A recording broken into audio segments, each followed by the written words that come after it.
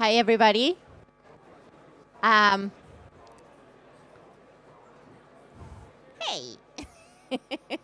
you're the only one paying attention. um, yes, so for those of you who don't have headphones, there are a couple of headphones on the chairs. This is one of those silent rooms, and it would be better, especially for the people in the back, if you guys have headphones. Welcome, everybody. My name is Patricia Zurita. I'm the Chief Strategy Officer of Conservation International, and it's my immense pleasure to welcome you to this event where we're going to be talking about the road to CoP30. We are already, while we are in COP29, we're already planning for COP30. So it's an incredibly important time for us to start thinking about what are we taking from here to Belém. So it is a very critical moment. We are trying to address not only the climate crisis, but the nature loss crisis. And I think we're finally realizing that these two crises are connected and that they are the two faces of the same coin.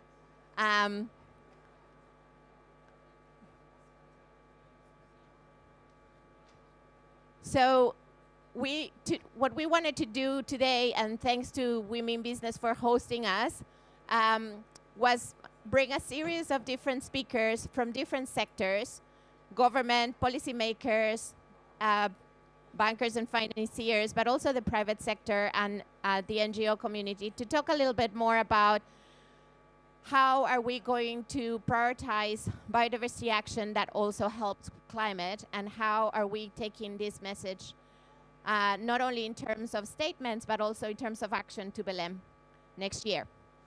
I have the very big privilege of introducing Jochen Flassbarth, the State Secretary in the German Federal Ministry for Economic Cooperation and Development.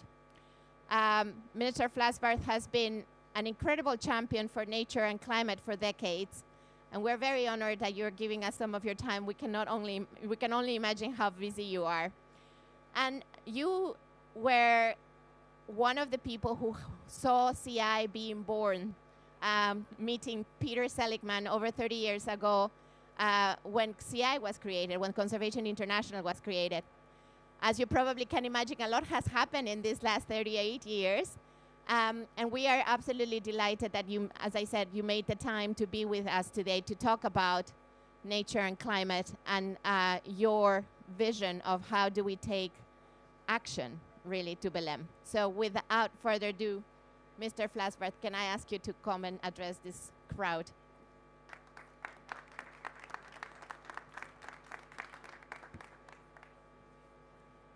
Thanks a lot. And I mean, with this very nice and kind introduction, I can't avoid an anecdote. Because when I met Peter, it was not in Bonn, it was in Washington, D.C., and CI was just born, as you said, and I was, I would say, a young environmentalist, and had an invitation by the German Marshall Fund, and I wanted to explore how NGOs in the US operate. So I met Peter and some other friends, and when I came back, I spoke, of course, about nature, but the key message was I saw something there. It was called email. So it changed my life, by the way, as all the other lives. So dear colleagues and friends, just a couple of weeks or even days ago, we met in Cali at the CBD COP, and we discussed a lot about biodiversity, and also there about the link between biodiversity and climate action. And actually, with a Paris target of greenhouse gas neutrality, there is one simple truth.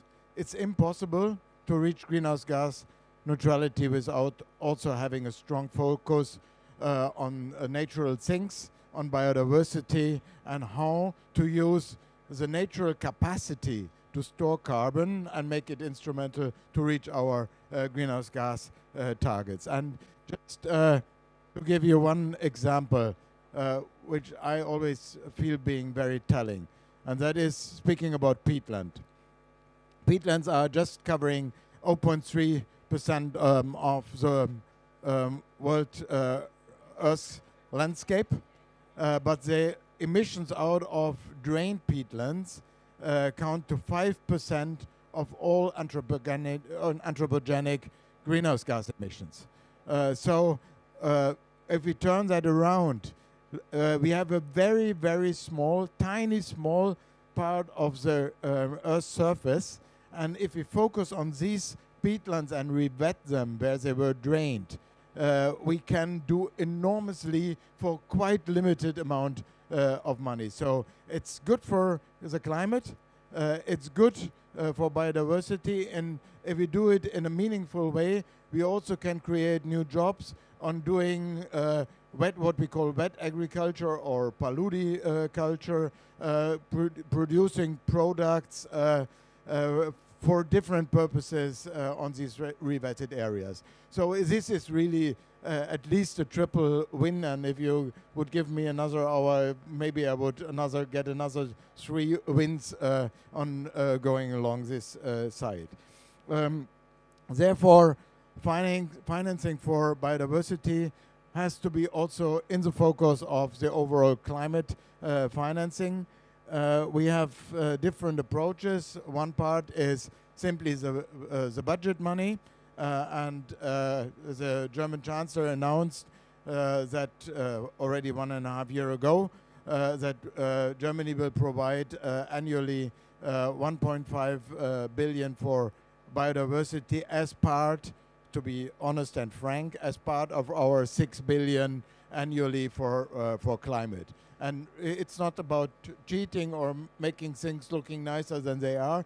It's simply that we, what I said, that we want to bring it to the ground, that financing for biodiversity has the multiple wins. So we, as BMZ, we are channeling our money for biodiversity through different canals. I just want to mention two types. One, for example, is Legacy Landscape Fund. We are doing also with KfW.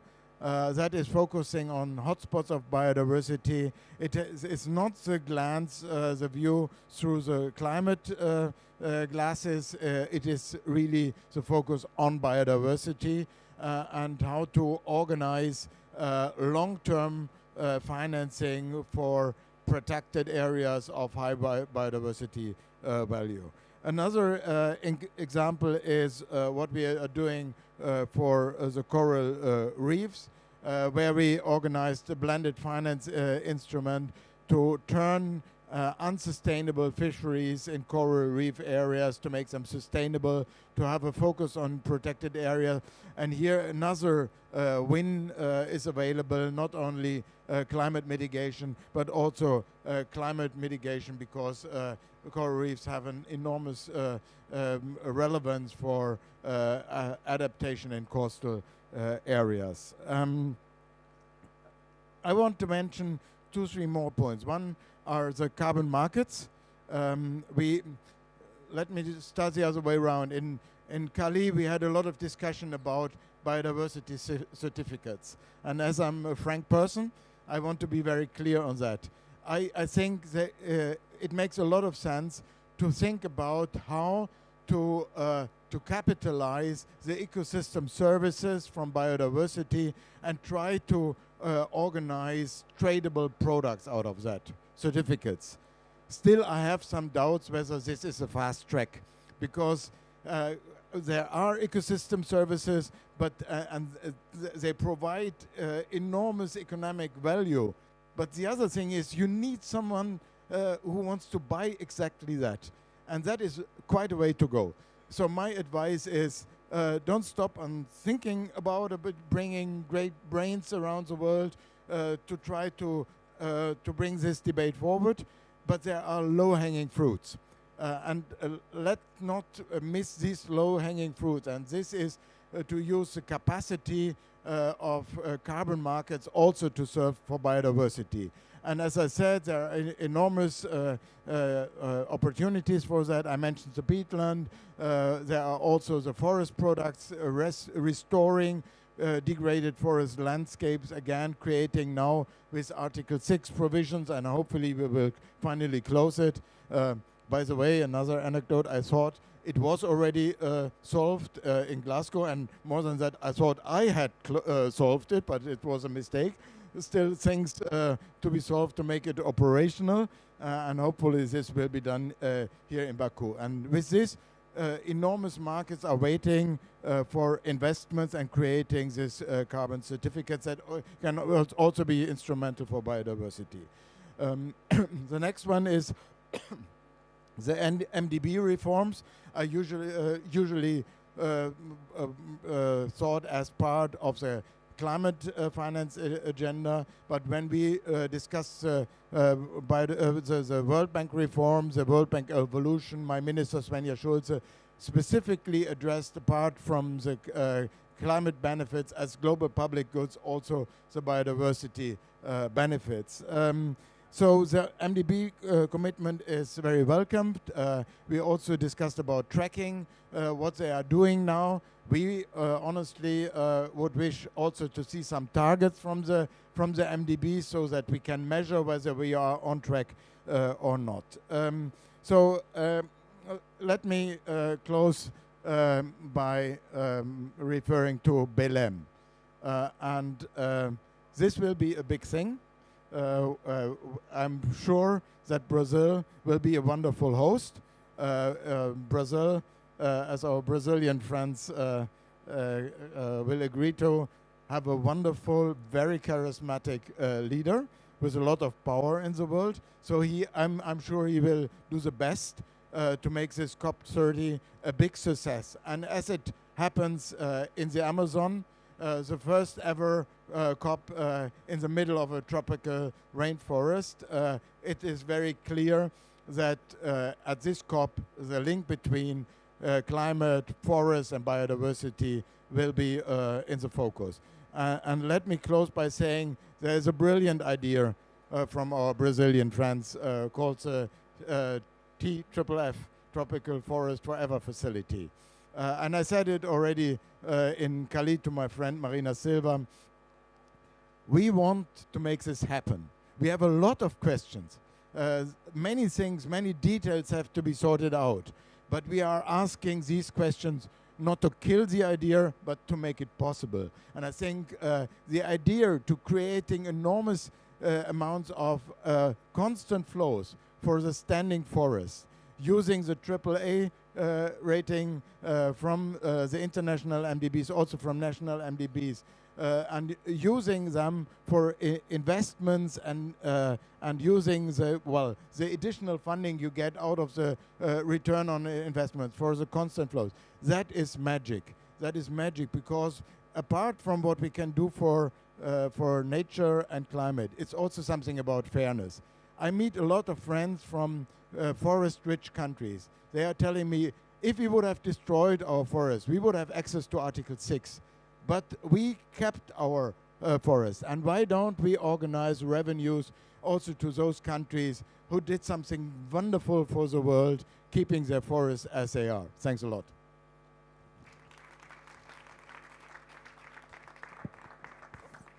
Thank you so much, Minister. I just wanted to pick on a couple of things that you said, sorry.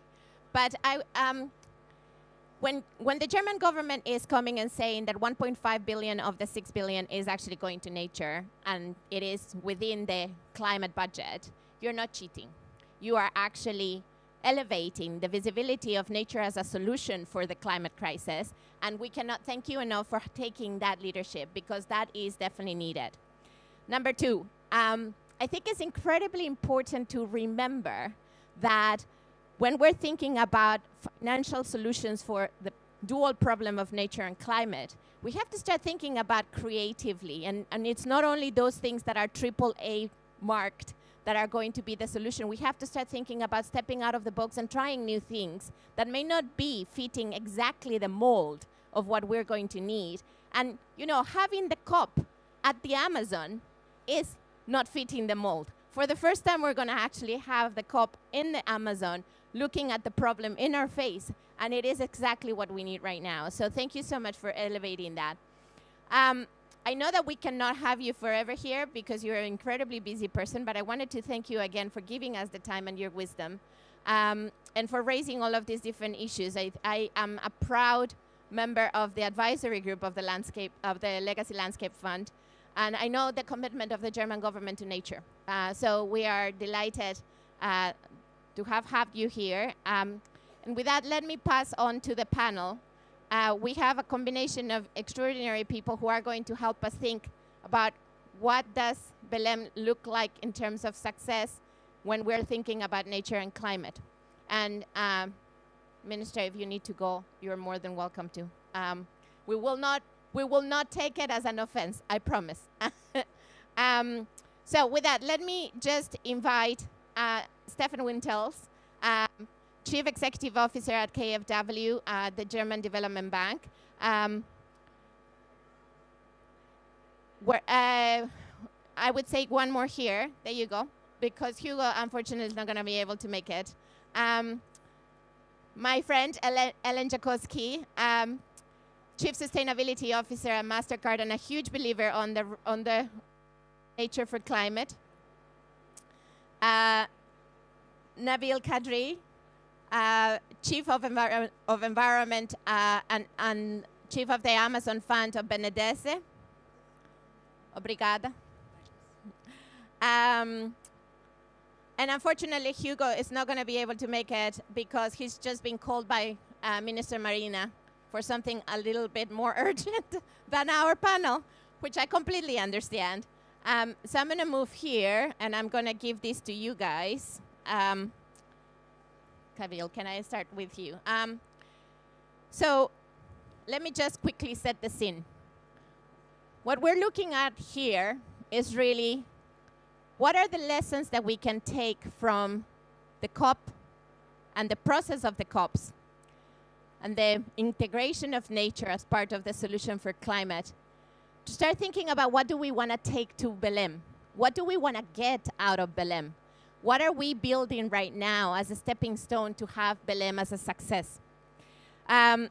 We know that it is mathematically impossible to resolve the climate crisis without nature. We know that. So how do we make it effective? How do we transform that statement into action that is really going to build that? And you know, you heard it from Minister Flasvarth. Putting the money on nature that is going to help us resolve the climate crisis is part of the solution. We are going to be hosted in the Amazon, you heard it. It's the first time that we are actually going to have a COP in the Amazon, which is fantastic to hear. And we're very much looking forward to being there. But we're also facing a potential tipping point of the Amazon. We're at a point where we have lost about 12% of the Amazon. If we get to 20 or even less, according to some of the scenarios, we would get to a point where the Amazon is going to tip. And it's going to move from being a carbon sink into a carbon emitter, accelerating the impact of climate change. And I cannot even tell you the disaster that it would be for biodiversity, given how important the Amazon is for nature. So we definitely have to do everything we can to avoid the tipping point of the Amazon. And you've heard it through the COP, and it has been incredibly gratifying for me, who started talking about forests at the Milan COP in 2003. I'm very old. And finally, we're starting making some traction about how important forests are for climate. We have to restore at least 5% of the Amazon cover. And we have to ensure that 80% of the Amazon is protected by 2030, particularly in partnership with local communities and indigenous peoples who have been the stewards of this amazing forest for eons. So it is a really important task. It's an urgent task. We have to move quickly. And we have the huge opportunity of having the Amazon as our host next year to talk about this, but also hopefully to show some action. So what I want to ask you, all three of you for now to start, is in your vision, from whether it is Benedese or MasterCard or KfW, we have three wonderful banks and financial institutions. What does success look like to you from here to Belém? And particularly, what would success would look like in Belém?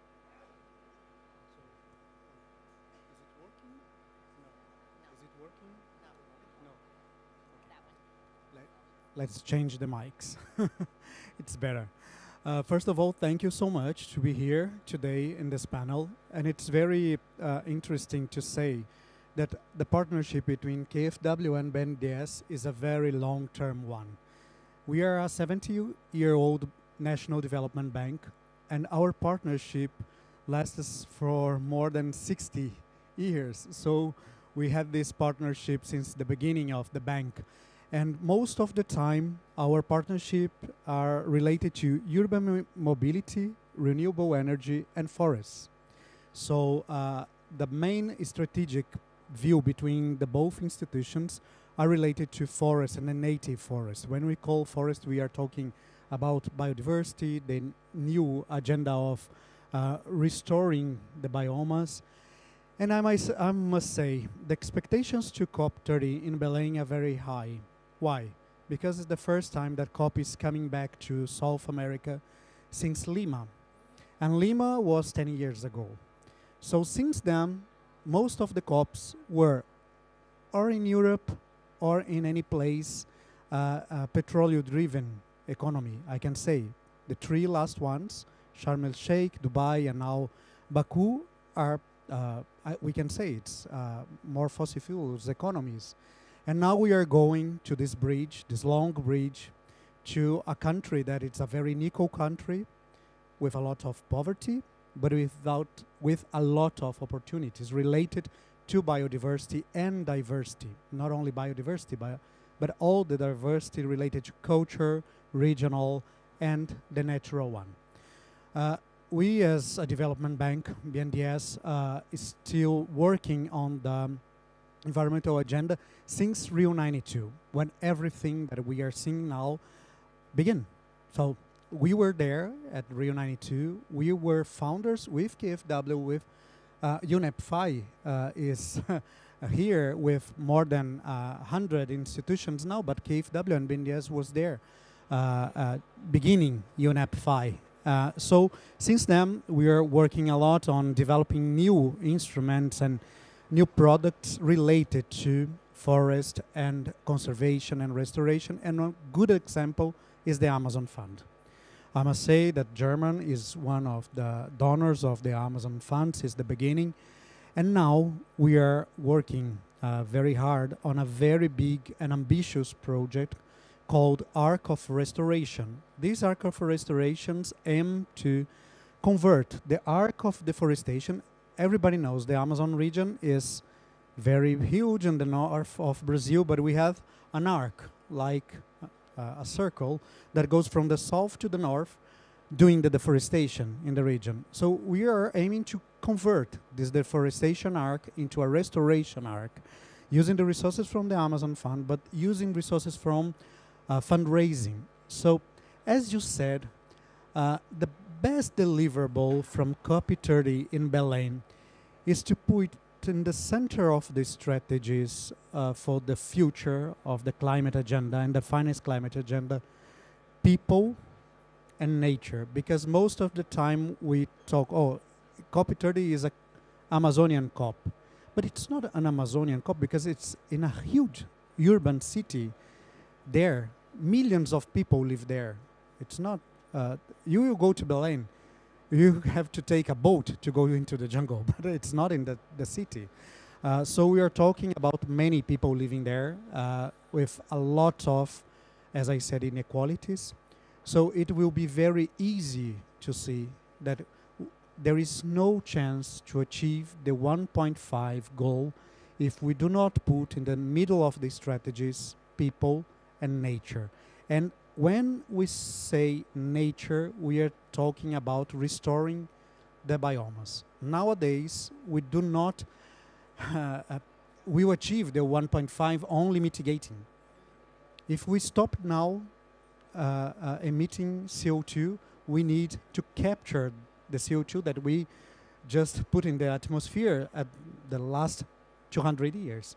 And the easiest and cheapest way to do it now is planting trees. It's the most efficient way to make it fast and cheap.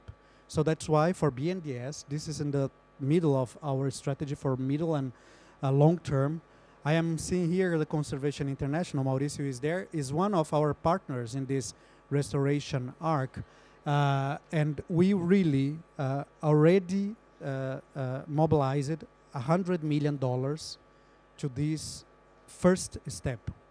But we know that we will need much more resources from low ones, non-refundable funds. And to end, just to give the floor to the others, but here, this QR code, I invite you to see this QR code. This document we launched during CoP30 in Cali.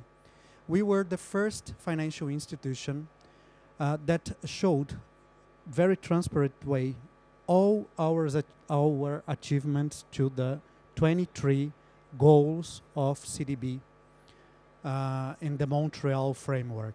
So if you can take this document, we put there all our commitments and statements on nature and how we are dealing to achieve all the 23 goals of the Montreal and Kunming agreement. So how to make closer the climate COP to the biodiversity COP. Probably Belém can give some signs. I really hope so. And thank you so much, Nabil. And I couldn't have asked for a better segue to Ellen when we're talking about the role of restoration in the whole climate equation, but also on the biodiversity and particularly on the opportunity for local people. But before we go to you, one quick thing that I want to make sure that we talk about and that we raise later on the conversation. When we're looking at restoration and putting people at the center of the conversation as well, we're looking at opportunity, economic opportunity, and turning this equation of thinking of nature as something that is only, for lack of a better term, and forgive me, sucking up money from philanthropy and other sources to really become a private investable solution that is helping climate, is helping biodiversity, and is helping people. And you guys with the Amazon Fund and in partnership with Conservation International, we're really looking into how can we mobilize more private capital for restoration, create this arc of restoration that is going to hold the pressure on the Amazon and really create opportunities for the people, the millions of people that are living in the Amazon, and turn around the development paradigm into a bioeconomy system. So thanks for your leadership, thanks for your commitment, and thanks for teeing up the restoration conversation so well to Ellen. Ellen, what do we want to get out of COP? And maybe you want to mention some of our restoration initiatives as well. Sure. Well, thank you, Patricia. And thanks to Conservation International for convening this dialogue today. So as we sit here at COP29, right, the clock continues to tick. In addition to it being COP30, a nice round number, it'll be 2025, right? Another key number ending in a 5. Fives and zeros, of course, are important years, particularly for climate commitments. So I think the expectation of, exponential progress, of reaching key milestones, of not just having plans, but showing real progress. And of course, always looking forward to Johan Rockström's science that underpins a lot of what CI does as your chief climate scientist. But as the roadmap for everything that we all need to do, including those of us in the private sector. Obviously, nature is an incredibly important component to halting climate change. All the studies show, the science says 30% of the solutions to climate change are nature-based. And therefore, we think about, at least from a MasterCard point of view, what are the investments in nature-based solutions? And we use that term investment really intentionally, right? It is a return on what you are investing in. So I think for us, the expectation for Belém is extremely high. It's extremely important. It ends in a 0.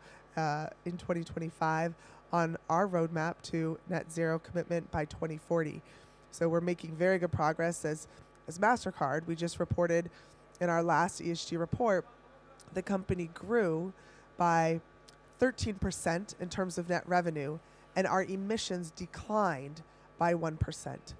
So we're making good progress to start seeing these signs of decoupling growth from consumption, which of course is the holy grail of what we're all after. So expectations very high for Belém. Thank you so much, Ellen.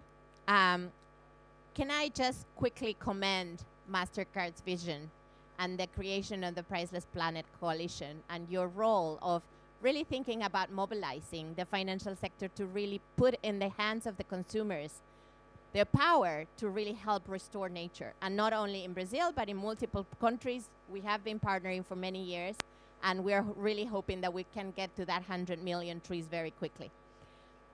All right, let's move on to KfW and the role that the German Development Bank has been playing. And as I said, when Minister Flassbart was here, Germany has been an incredible champion of nature. I mean, way before we started talking about nature as a climate solution, you guys were already investing, and investing is the right word, Ellen, in nature. What is success like in Belém, and what would be the role of KfW for that success?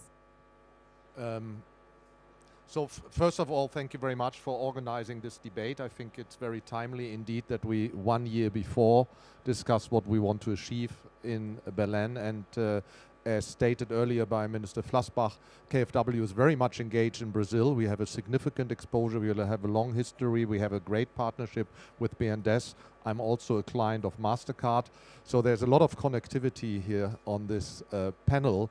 But we as KfW, and I moved into this position only 3 years ago, and I didn't know anything about biodiversity. My personal learning curve is enormously steep, and the DNA of KfW is the DNA of a pioneer. We are the largest, or one of the largest, financier of biodiversity already today, with 4 Milliarden of financing. We reach out to a protection area of the size 5.5 times larger than Germany. That sounds all big, but in the global standards, it's clearly not sufficient. So we are very passionate in raising the awareness of biodiversity. That's clearly a real effort we are doing. Secondly, we spend a lot of time to make biodiversity an asset class, and I come to it.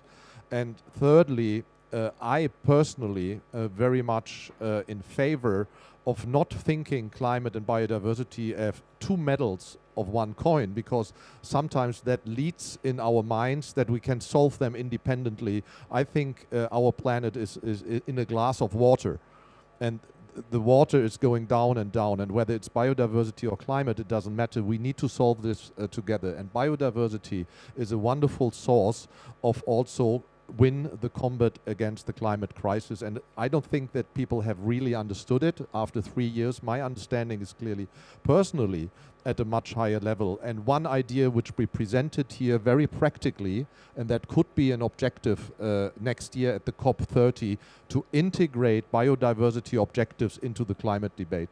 Because I share the view of Minister Flassbach. We don't have the time to intellectually develop a biodiversity credit system, which is even much more complicated than a CO2-based system, and accept biodiversity investments into a sort of either CO2 removal, CO2 storage system. It's clearly we get a huge climate dividend protecting the Amazon and restoring the Amazon. And I think there should be a net benefit in terms of CO2 credits integrated into the global CO2 system. If that intellectual debate could accelerate and be an outcome out of the COP30, I think it would be a breakthrough integrating biodiversity into a market-based system, because at the moment nature has not a price, but the economic benefit of nature is huge. It's the old dilemma we face. It's even bigger than on climate. And I think we need practical ideas to make this an investment case, because public money and philanthropic money will not be sufficient in order to make this preservation. And for us as KfW, my last comment is, it's really, I think, climate and biodiversity, the social and economic context where it happens. So in the Amazon, we have dedicated programs to the indigenous people. In our Legacy Landscape Fund, it's very much focused not only on preserving the biodiversity or nature, but provide people who live there and have lived there for many thousands of years, economic and social perspective, and provide them with a life there in line with nature. I think this is really, really crucial, and that's my comment shortly. Thank you so much. And this is a very well-behaved panel. They're helping me tee up all of the conversations very well. So thank you for that. Can you hear me? Yeah? These guys can hear me? No? Can you hear me? Yes. Okay. We're having trouble with the audio, but you guys can hear me, yeah? Okay. Thank you. Yeah. I'm a mother of twins. I can catch my children. All right, so we talked about the importance of creating an economy that is supporting the local needs. And in the case of the Amazon, indigenous peoples and local communities, right? Nabil, can I come to you and explore a little bit more the role that Benedese has been playing as a pioneer development bank, a national development bank? Not only with the Amazon Fund, but especially with the exchange-traded fund that is going to be called the ETF, Amazon for All. And how do you see these mechanisms, these financial mechanisms, enabling, one, reducing emissions from deforestation, which is incredibly important, but also transforming and creating this bioeconomy that we were talking about? Yes, it's important. Everybody's hearing because I cannot hear the mic. I don't have the return. Okay, that's fine. The important, you hearing me, not me hearing me. So once Belém was decided as the base for CoP30, the federal government in Brazil decided to do a very interesting meeting in Belém last year called Belém Meeting, the Cúpula dos Povos, a meeting of all the countries in the region to discuss the challenges and the opportunities of the region and the people in the region for the development in the present and in the future. So this happened in Belém last year in August. And during these conversations, we thought, okay, we are a financial development institution. We do not have dialogue with the other ones in the region, with the other countries, to get together and try to organize and coordinate the low ones and the fundraising for specific agendas. So by that time, we launched this initiative, a call for the other institutions in the region, and IDB were with us making this partnership to make a coalition of development banks in the region, and KfW is with us supporting this initiative too, trying to doing what? Select the priority areas or strategic sectors to be invested, try to find a portfolio that can be clearly presented to the investors, and try to do this fundraising in a coordinated way. So it was very interesting because we get more closer to the other banks and other development financial institutions there, and we saw how can we work better together. So this is the first thing. And another thing that is related to what you said, the partnership between the public and the private projects to look to the restoration. I must say, during Glasgow, we launched a very interesting initiative called Floresta Viva. In English is Living Forest. It's a match fund. It seems to be easy because we said for 1 dollar that we put to this agenda, we want to try to find partners on the private sector or public, but companies that would like to put $1 with us for restoration. I can say, I was there at the beginning, the formulation, and we thought, okay, let's put only $10 million on it because we don't know if companies will be interested in matching fund with us. For our big surprise, really big surprise, in 6 months, we raised more than $100 million with private companies to make this possible in all Brazilian biomes. And we started restoring mangroves. And we are doing now the biggest mangrove restoration in the whole history of Brazil inside this program.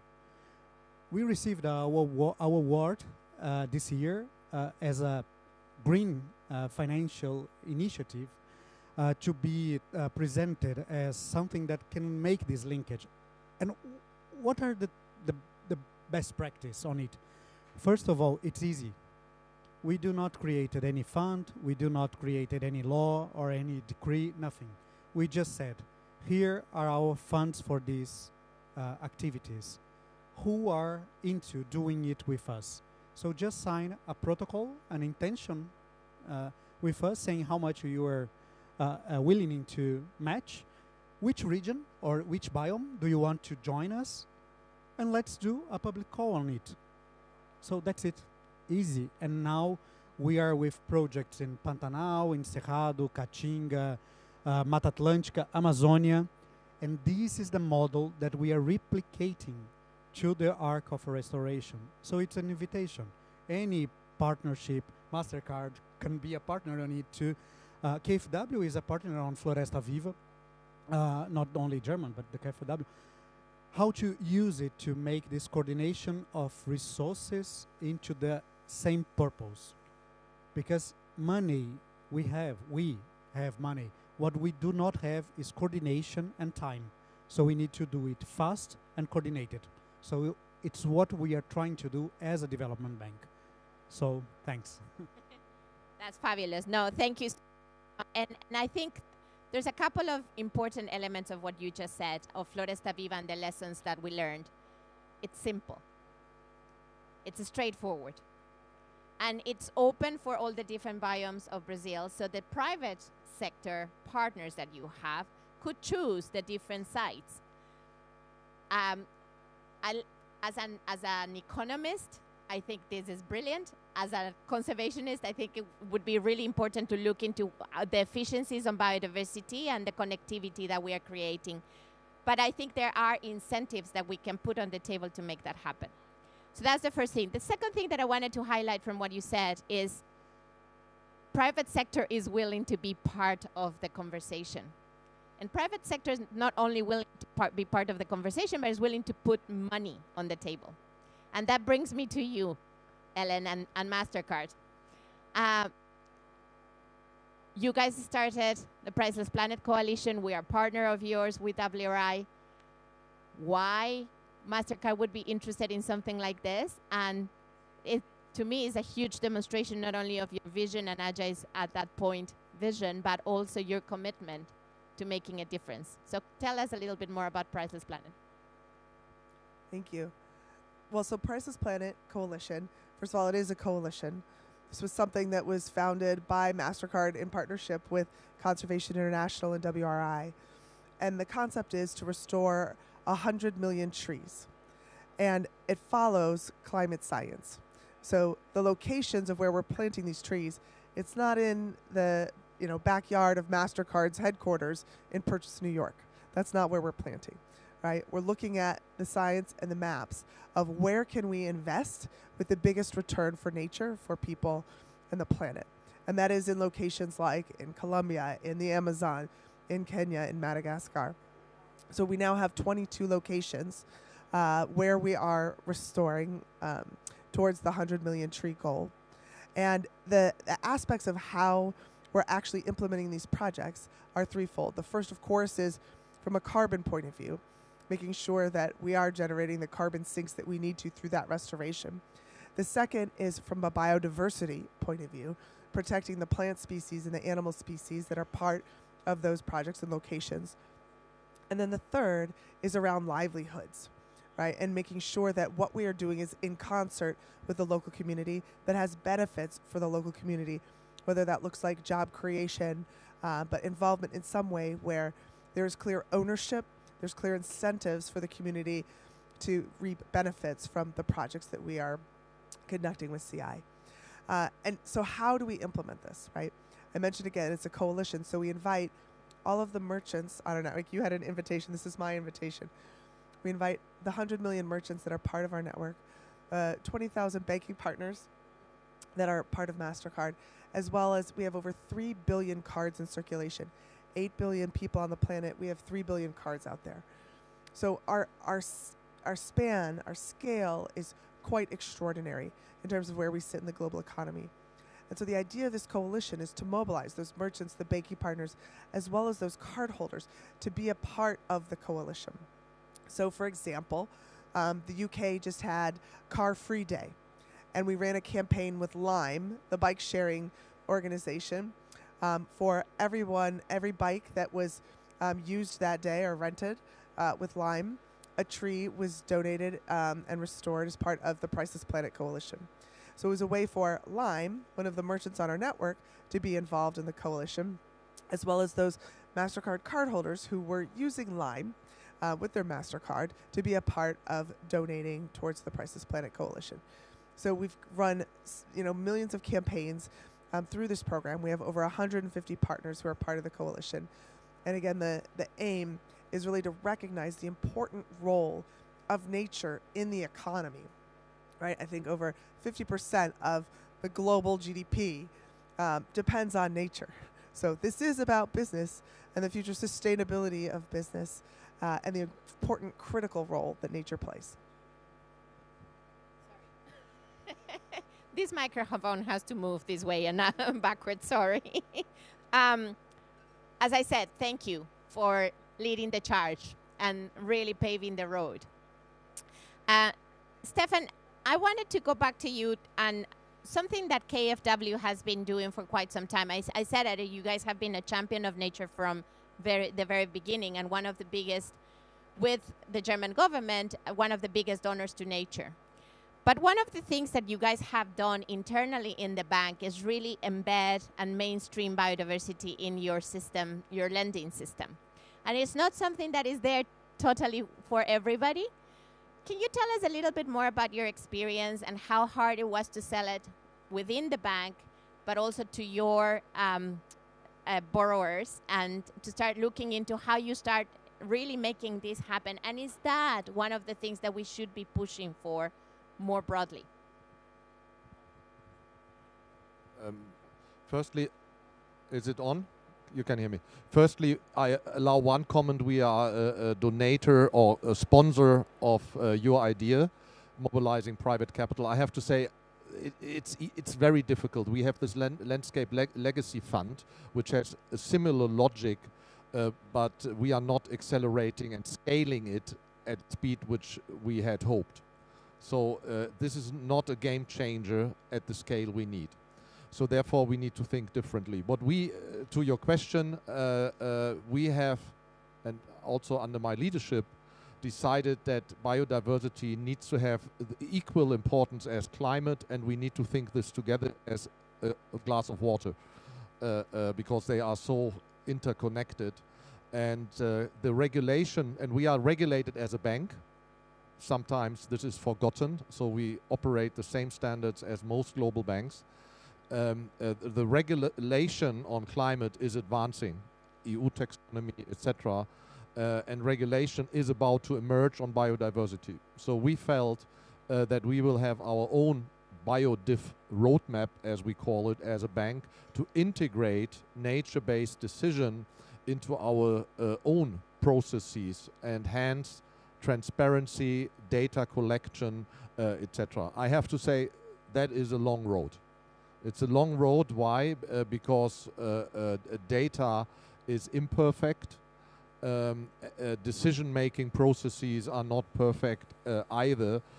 So I can't declare victory on that roadmap, but I think we have the DNA and the commitment as a bank, without going into much details, to have this transparency, to have this commitment, to make the difficult part, to get the right data, to engage our clients with this. At a smaller scale, we are doing this quite successful with our subsidiary DEG, which is also active in Brazil, where we have a very much focus nature, social and climate, with a clear objective that our asset side as a bank, our impact is the asset side as a bank, that the asset side of DEG is climate neutral and positive nature by 2040. That's a very short period of time for a bank, 15 years only. So ambitious target, and we are progressing well. Because why? Because we have an SME clientele with which we can much better engage. We have 1,000 portfolio companies with which we can engage to define that roadmap. And my observation is, when you speak with people, family owners or executives about nature, you immediately have a much better connectivity than climate, because it's very emotional, it's very positive.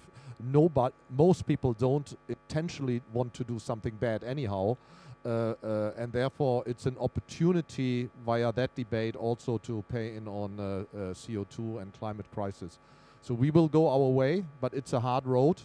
Hence, I was promoting integrating biodiversity into an existing system to gain speed and scale.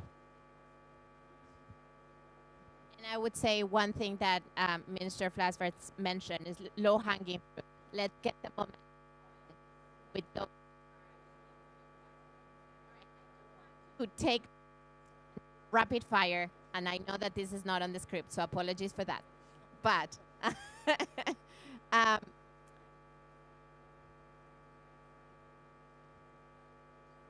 that way? Okay. But I think yeah, it's all right. Better late than never. So rapid fire. We have a year. What are you going to commit within your organization to get done before Belém? Only 2 minutes. Yeah, the three of you. 30 seconds. First of all, every institution must say that are truly engaged in the 1.5 mission to establish not only good commitments, but good examples to be shown in Belém. That's why many of the time during my speech here, I was talking about some examples that something is not easy, but it's feasible to do. And we need to start from something. I am participating in many COPs since 15 years till now. And most of the time we hear the same commitments, but the time is over. Now we are talking on loss and damage. 15 years ago, during Paris Agreement, we are talking only about mitigation. What we are expecting next?